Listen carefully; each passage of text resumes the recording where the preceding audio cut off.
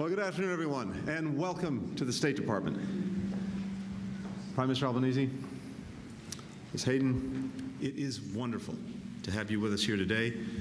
My wife, Evan, and I are delighted. Please take a seat. Thank you. Thank you, Kevin, for the protocol tip. We are so delighted to welcome you both, to welcome all of our friends from down under to the top of the State Department. I think as we all saw and heard so clearly yesterday, the Prime Minister is a true partner and true friend to the United States and to President Biden.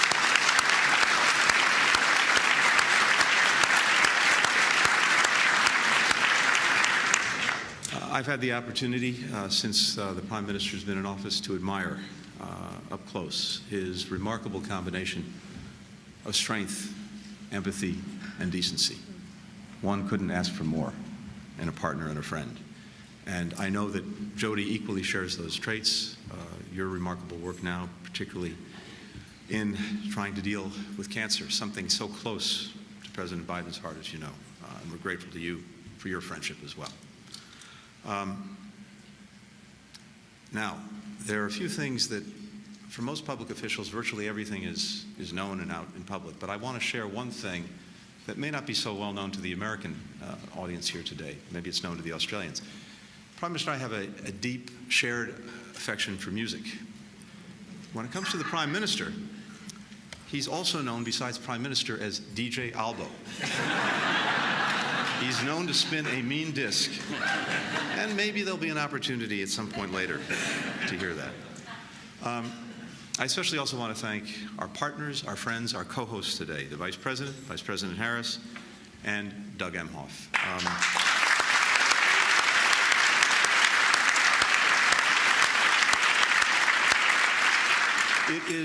It's especially fitting because the Vice President has been such a strong leader in our foreign policy, particularly in the Indo-Pacific since the start of this administration, as well, of course, in response to the current crisis in the Middle East.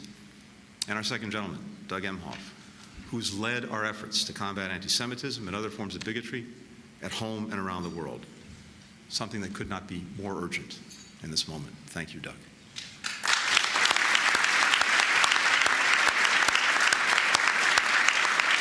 It's also wonderful to see members of Congress, members of the President's Cabinet here with us today. I know the Prime Minister had a very good session on Capitol Hill a short while ago. We're grateful for that. And it's good to be with so many friends, especially in the midst of tremendous pain and loss, at home as well as around the world. Our hearts are, of course, with loved ones of people who were killed in the horrific shooting last night in Lewiston, Maine, along with the many who were injured. We wish them the speediest of recoveries, and I know the Vice President shares the sentiment and will speak to it as well. I have to tell you, this lunch today is particularly meaningful for me on a personal level. My late stepfather, Samuel Pizar, survived the horrors of the Holocaust. He was one of 900 schoolmates in Białystok, Poland. He's the only one who survived. And after enduring Treblinka, Dachau, Majdanek, and Auschwitz, he found refuge with aunts and uncles who had gone to Australia from Poland before the war. For him, Australia was truly a lucky country. He met teachers who inspired him, mentors who guided him. He rekindled his passion for life, for intellectual pursuits, and for the future that he'd ultimately build here in the United States. He was, in many ways, as he used to tell us, reborn in Australia. And last year I had the opportunity to visit the University of Melbourne, where he studied. So there's been a profound bond between my family and Australia going back as long as I can remember. And I think his experience speaks in just one unique way to the kinship between our countries that goes back to our earliest days. Our first interactions in the 1790s consisted primarily of American ships delivering enormous quantities of spirits to very thirsty Aussies. Now, that's a tradition that we hope to maintain this afternoon. By the middle of the 20th century, as our relationship deepened and we cemented our formal alliance, Prime Minister Robert Menzies would observe that Australia and America share an affinity that reaches our souls. Now, we might view different constellations at night, but the United States and Australia see the world in much the same way. We're both nations of immigrants. We braved unforgiving oceans to get there. We're both fierce believers in democracy, equality, opportunity for all of our citizens, and in the need to keep working day in, day out to actually make those ideals real. That affinity is why our militaries have stood side by side for so many years, from the Coral Sea to Kandahar, why our companies invest in each other's economies, why our researchers and Fulbright scholars flock to each other's shores. And as we inaugurate a new era of our strategic cooperation, our own alliance continues to evolve to meet the challenges and seize the opportunities of this time. We're advancing peace and stability in the Indo-Pacific and well beyond, rooted in a shared commitment that we have to a world that's free, that's open, that's secure, that's prosperous. We're updating our defense posture in Australia. We're strengthening and weaving together partnerships across the region, including the Quad, including AUKUS, as well as demonstrating our strong support for institutions like ASEAN and the Pacific Islands Forum.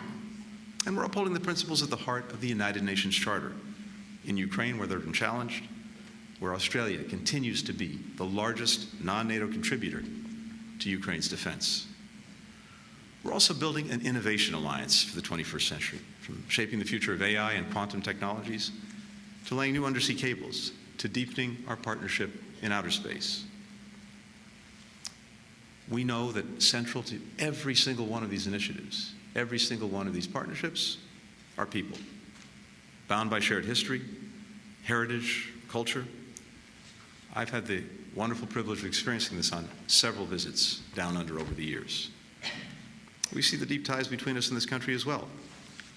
Australia, and we thank you again, has given us Nicole Kidman and Margot Robbie. Not to mention, not one, not two, but three Hemsworth brothers. Nick Cave performed in Washington just last month. DC residents pop into Bluestone Lane to stay caffeinated. Countless American children have shared belly-aching laughs while watching Bluey, and I can speak directly to this in the case of my own kids. Every single day, in so many different ways, in so many different pursuits, we're reminded that we're joined together. And precisely because of our partnership, even in challenging times, indeed, especially in challenging times, as the Prime Minister said yesterday, there is profound cause for hope. So, if we could start by raising a glass to two great mates and to the future that we will continue to write together. Cheers, everyone. Cheers. Cheers. And now it is my great pleasure and great honor to introduce the Vice President of the United States. Good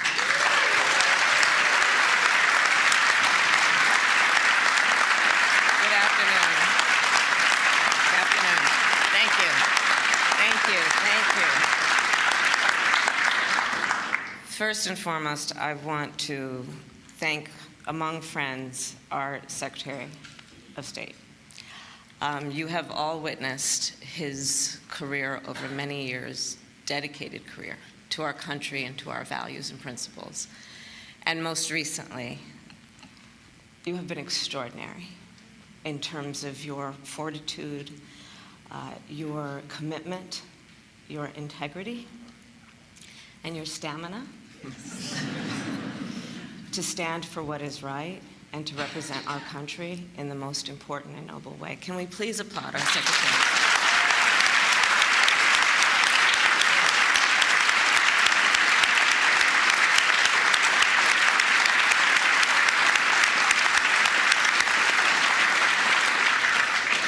And to then our Secretary, Blinken, Ms. Evan Ryan. Doug and I are honored to co-host this luncheon with you and to welcome, of course, the Prime Minister of Australia and our dear friend, Prime Minister Albanese. Mr. Prime Minister, it is good to see you again yesterday, the day before, and after getting together in Tokyo Bangkok, and Jakarta this past year. We've spent some time together. I also want to welcome the members of the United States Congress who are here, the members of the President's Cabinet who are here, and all of our distinguished guests.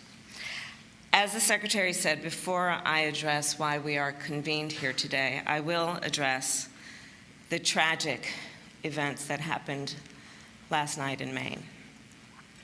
Last night, Lewiston became yet another community torn apart by senseless gun violence. Once again, routine gatherings, this time at a bowling alley and a restaurant, have been turned into scenes of horrific carnage. Doug and I mourn for those who were killed. We pray for those who were injured and grieve with so many whose lives are forever changed and impacted by what happened. The Biden-Harris administration will continue to provide full support to local authorities. And as we gather details, we must continue to speak truth about the moment we are in. In our country today, the leading cause of death of American children is gun violence. Gun violence has terrorized and traumatized so many of our communities in this country. And let us be clear, it does not have to be this way, as our friends in Australia have demonstrated. And with that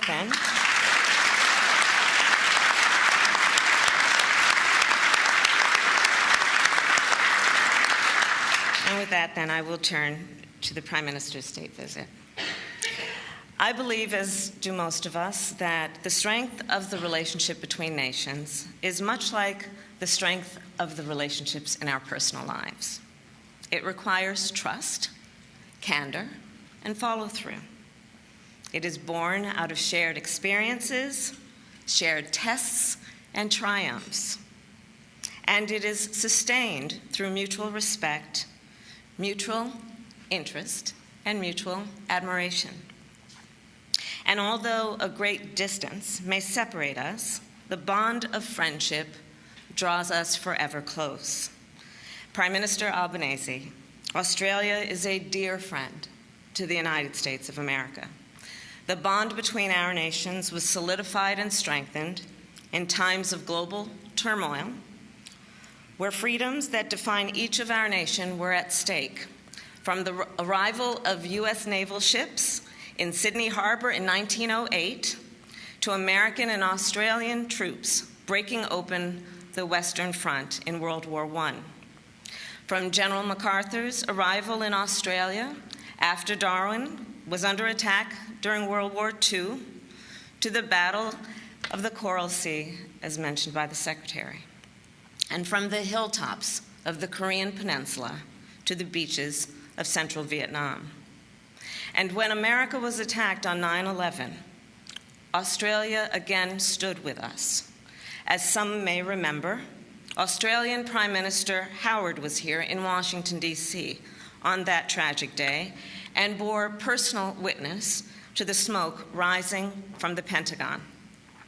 In a demonstration of Australia's solidarity, the following day, he grieved alongside Americans at the United States Capitol and later at the National Cathedral. And days later, importantly, Australia invoked for the first time the ANZUS Treaty and then sent Australian soldiers to fight alongside American troops against al-Qaeda terrorists. The United States is forever grateful that Australia stood with us through some of our greatest challenges and toughest moments. Our friendship runs deep. It exists between our people, our governments, and our leaders. And then on a personal note, Prime Minister, throughout our discussions, I have enjoyed that we share quite a similar perspective on a number of issues. For example, we have both talked about and fought for the benefit of workers, the LGBTQ+ community, the indigenous people of our lands. And you and I agree that the climate crisis is indeed an existential crisis, and we have discussed extensively the work that we can do together, our first discussion being in Tokyo. Thank you, I want to say, in particular, for taking extraordinarily bold and courageous steps from the moment you took office to address this issue. I do believe that this leader has the ambition that is necessary to meet the crisis at this moment. I also thank you for your leadership and that of President Biden, where together we are accelerating the clean energy transition, investing in critical mineral supply chains, and growing our economies. As a daughter of California, I also must tell you that the firefighters in my home state are immensely thankful to the Australian firefighters who have come to their aid to help battle this crisis.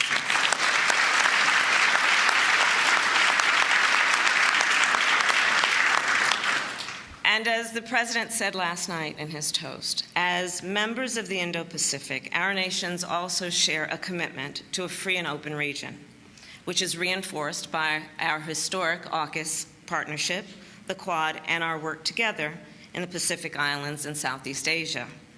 Last month, you and I were in Jakarta at the International Summit that included 17 heads of Indo-Pacific nations. And your partnership, Mr. Prime Minister, was critical in that room. You spoke eloquently and clearly about the importance of international rules and norms, which of course are critical to our societies, both in terms of our security and prosperity. You spoke about ensuring democratic values and that they shape the future of this region. And last year, you and I, together with other global leaders, were in Bangkok to work on, and in common cause, what we must do to level the economic playing field for our businesses and our workers. There, you were also among a handful of leaders that I convened hours after North Korea's launch of an intercontinental ballistic missile. We discussed a coordinated response, and I appreciate again how in that small room you spoke with great clarity and conviction about condemning North Korea's destabilizing activities. And as the chair of the National Space Council, I am particularly proud of our strong partnership in outer space, and importantly, with the support of Australia, the United States has been able to advance rules and norms for space, including the Artemis Accords. I will also publicly thank you for joining the commitment that we announced to not conduct direct descent anti-missile testing. And today, as part of this visit, our governments will sign a new agreement that will strengthen our commercial space partnership. In closing, then, all this work together demonstrates a simple fact. Throughout our long and shared history, and throughout the Biden-Harris administration, Australia has been a true and steadfast friend to the United States, and I know we will strengthen the relationship in the months and years ahead. I thank you for your leadership, and I will raise a glass and ask everyone to join as we raise a glass to the Prime Minister. Thank you. Thank you.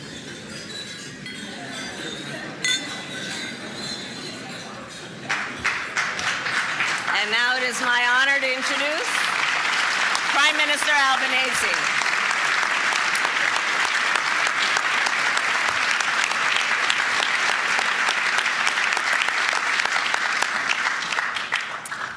Well, thank you so much for that very generous introduction.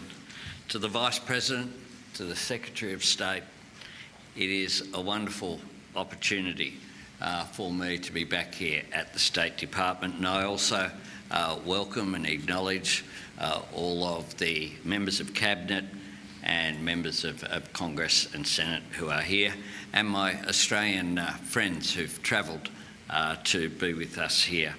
I do want to also begin by passing on my condolences to those affected by the shooting in Maine.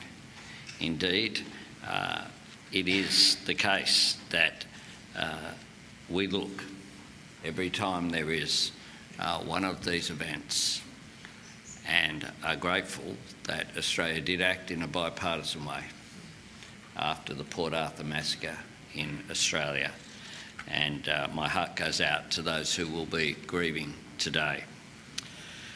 We do meet at a time when our world faces a set of profound challenges.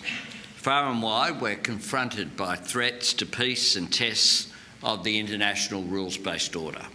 And here in the United States, we can see the weight of global leadership that your great nation carries.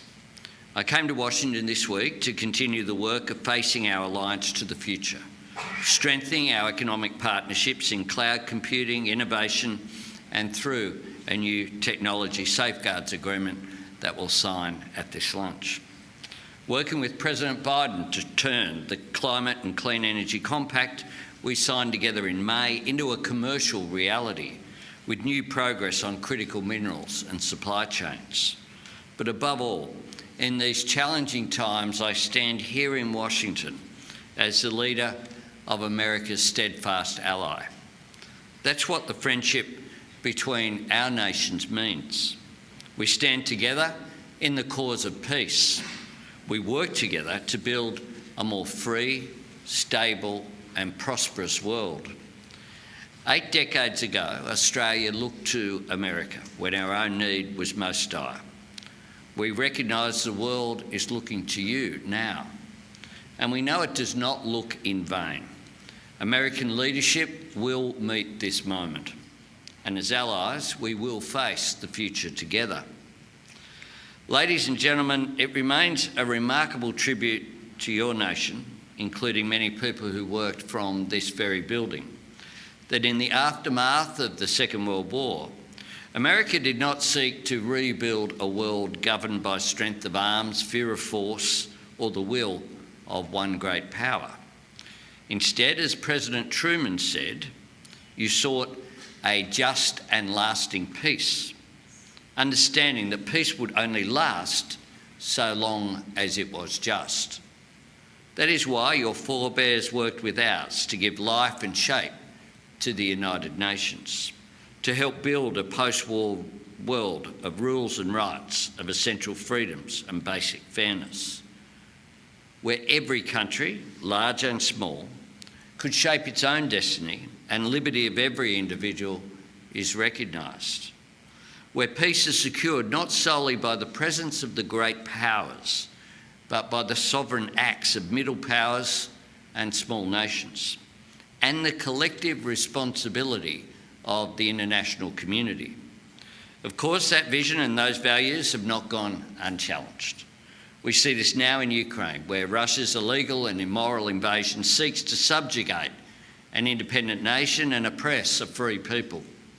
Australia may be half a world away from Ukraine, but we are proud to be one of the largest contributors to its military and humanitarian needs.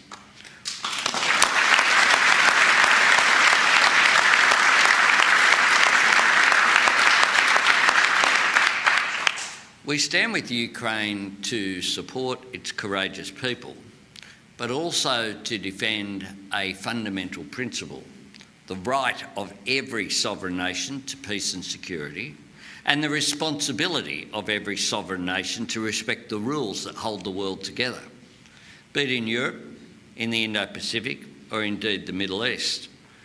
Australia unequivocally condemns the atrocities committed by Hamas and the destruction that their acts of terror have inflicted on innocent lives in Israel and in Gaza. And we stand with our international partners in calling for access to life-saving humanitarian assistance to civilians in Gaza. In my time here, I've had the opportunity to personally thank the President for the courage and the leadership that he has shown.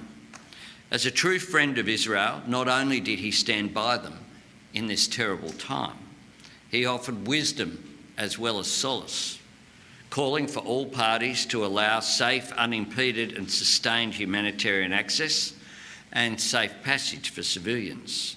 And the President used the power of his office to assert an undeniable principle that every innocent life must be protected, Israeli and Palestinian. That is American leadership in action.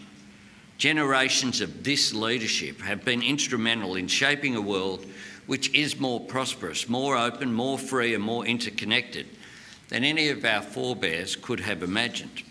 Australia has benefited from this, and Australia has helped to build it. From my first day in office, when I flew to Japan to take part in the Quad, the government I lead has made it a priority to reinforce the architecture of our region, investing in our capabilities and investing in our relationships, strengthening our vital links with Japan and Korea as a proven economic security and energy partner, deepening our engagement with Indonesia, Singapore, Philippines, Vietnam and across Southeast Asia, taking our strategic partnership with India to a new level, both bilaterally and through the Quad, strengthening the bond that we share with our Pacific Islands family, where for more than half a century, Australia has been the region's single largest economic and development partner, investing in our multilateral engagement, the Pacific Islands Forum, ASEAN and the East Asia Summit, and as founding members of APEC, the G20 and, of course, the United Nations. Because as a constructive middle power with global interests, we understand the value and importance of dialogue, which is why Australia strongly supports the Biden administration's efforts to maintain those open lines of communication between the United States of America and the People's Republic of China. As a great American president and the father of the current US ambassador to Australia proved 60 years ago during the Cuban crisis, the true measure of a superpower's strength is the ability to pull the world back from the brink of conflict. Once again, that has become the test of our time. China has been explicit. It does not see itself as a status quo power. It seeks a region and a world that is much more accommodating of its values and interests. This is where it is the responsibility of every nation that has benefited from the stability and prosperity of the international rules-based order through the last 3/4 of a century to work together and protect it, securing the sovereignty that confers every nation's right to determine its own destiny, protecting the freedom of navigation, which is central to our shared prosperity, upholding the human rights, which are central to every individual's life and liberty, and working together to maintain peace, not just in the Taiwan Strait, but wherever it is at risk. This means investing in our capabilities to prevent competition escalating into conflict, and investing in our relationships to maintain the dialogue that safeguards stability. And this is where Australia, just like the United States, has been working to stabilise our relationship with China. We're very clear-eyed about this. We're two nations with very different histories, values and political systems. Australia will always look to cooperate with China where we can, but we will disagree where we must, but continue to engage in our national interest. Our approach has been patient, calibrated and deliberate, and that will continue when I visit Beijing and Shanghai next month. Secretary Blinken, you and so many of your colleagues today devote your energy and intellect to building a more stable and secure world. And it's been an incredible privilege to meet with you and with Vice President Harris in so many parts of the world, and I'm glad it's finally here in the United States. I have, of course, met with Secretary Blinken in Australia, and I look forward to welcoming you, Vice President Harris, to Australia at some future time. This is absolutely critical because striving for peace is hard work. It demands new effort and new resources, new creativity and new resolve. But whenever we consider the costs, the obstacles or the difficulties of this course, we only need to consider the counterfactual, the alternative. Because the closing off of economies, the collapse of diplomacy, the cutting of ties, the burden of conflict and the devastation of war are catastrophic for the world. That elemental understanding was the basis of the alliance that the United States of America and Australia signed 72 years ago. Ours was not a pact against a mutual enemy. It was a pledge to a common cause. These were the words to which we put the names of our great nations, reaffirming our desire to live in peace with all peoples and all governments, and desiring to strengthen the fabric of peace in the Pacific area. And it is in this same spirit that Australia has struck the new trilateral AUKUS agreement with the United States and the United Kingdom, a decision we have taken that is anchored in our own national sovereignty, but is also in the sovereign national interests of the US and the UK. From early on in the next decade, Australia will take delivery of US Virginia-class conventionally armed nuclear-powered submarines. This will be the first time in 65 years, and only the second time in history, that the US has shared your nuclear propulsion technology. It speaks for the intersection of our interests, the deep trust underpinning our alliance, and the reality of the world in which we live. And up on the Hill this morning, I was struck by just how supportive, on a bipartisan way, across Congress and the Senate, there is for AUKUS. This is an unprecedented level of partnership, conceived for a time of unprecedented challenge. This technology offers Australia a new level of deterrence and a new capacity to contribute to the stability of our region and the security of our partners. For Australia, the rationale for AUKUS is straightforward. We want to contribute to strategic equilibrium in the Indo-Pacific. We're not looking for conflict, we are seeking to prevent it, making it crystal clear to any aggressor that the risk of conflict far outweighs any potential benefit. And the past few weeks have reminded us all that American leadership often means walking a lonely road and shouldering a heavy burden. As a friend, Australia walks beside you, and as an ally, we help you carry the weight, especially when the going gets tough. Of course, there will always be more challenges here at home that seem more pressing, more relevant and more real than the concerns of other nations far away. It is natural, indeed it is understandable, for some to greet any new call for American global engagement with why us, why now, why there, why again. But the promise of America has never been fulfilled in isolation. The greatness of America has never been confined to your borders. The people of Australia are not looking for a free ride. We're a middle power and we're a leader in our own region, and Australians always pay our way. We pull our weight, we do our part. We always have, we always will.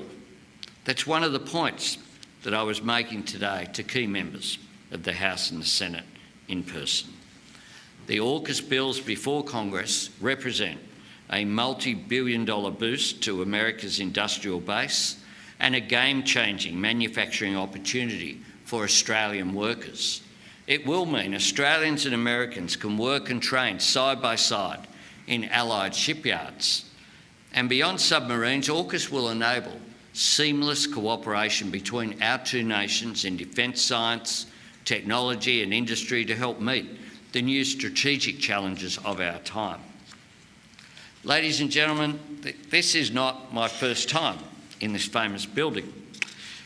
In my mid-20s, I was invited to take part in a State Department program. Obviously, the US intelligence community saw something in me that, at the time, others didn't back home. But well chosen. I asked to see the different ways that groups here interacted with American democracy. I got the full spread. The Sierra Club, from Planned Parenthood to the National Rifle Association. I got to see, in a 6-week visit, the full length and breadth of your great nation. Yet for all of the diversity of views and arguments across the different issues that I saw during that visit, there was also a unifying belief, a sense that ideas mattered and participation mattered, showing up, taking part, making a case. It spoke for a common faith in the power of people and also a shared respect for the responsibility of government. Those are the founding principles of both of our democracies. They are ideals that the United States and the State Department seeks to share with people from every part of the world. Citizens who want to help to solve the humanitarian challenges their nation are facing. People who want the world to act on climate change. People who want to see the jobs and prosperity of new economic growth across their society in a shared way. So we have economies that work for people, not people working for economies. And people who believe, as we all do, that the best way of achieving these goals is a system where representatives derive their power from the consent of the governed. Of course, this is not easy and it's not predictable, but only dictatorships pretend to be perfect. Democracies are proud to be human. We serve a work in progress, a continuing search for a more perfect union, a shared desire to build a better world. And that's why all of us know that preserving democracy isn't just a matter of celebrating it. We have to nurture it, nourish it, strengthen it, renew it, and yes, defend it, making sure that it has practical meaning for the people it serves and making sure it is ready for the future it seeks to shape. Everything that is true for our democracies is also true for our alliance. In a time of conflict, uncertainty and rapid change, there's always the temptation for nations, democracies and citizens to look back, to search for reassurance instead of seeking renewal. But as important as our rich history is, our alliance is firmly focused on the future, advancing the vital interests that we share and building on the universal values that we hold. Democracy and peace, freedom and fairness, they are our North Star, our Southern Cross. They bring us together, they light our way, and they can still light the world. This is why ours is an alliance with a bright future, because it is an alliance for a better future. Ladies and gentlemen, it is my honour to conclude with a toast, to thank the Vice President and the Secretary, but to toast our friendship between our great two nations, to the people of America, the people of Australia, and to an alliance for the future.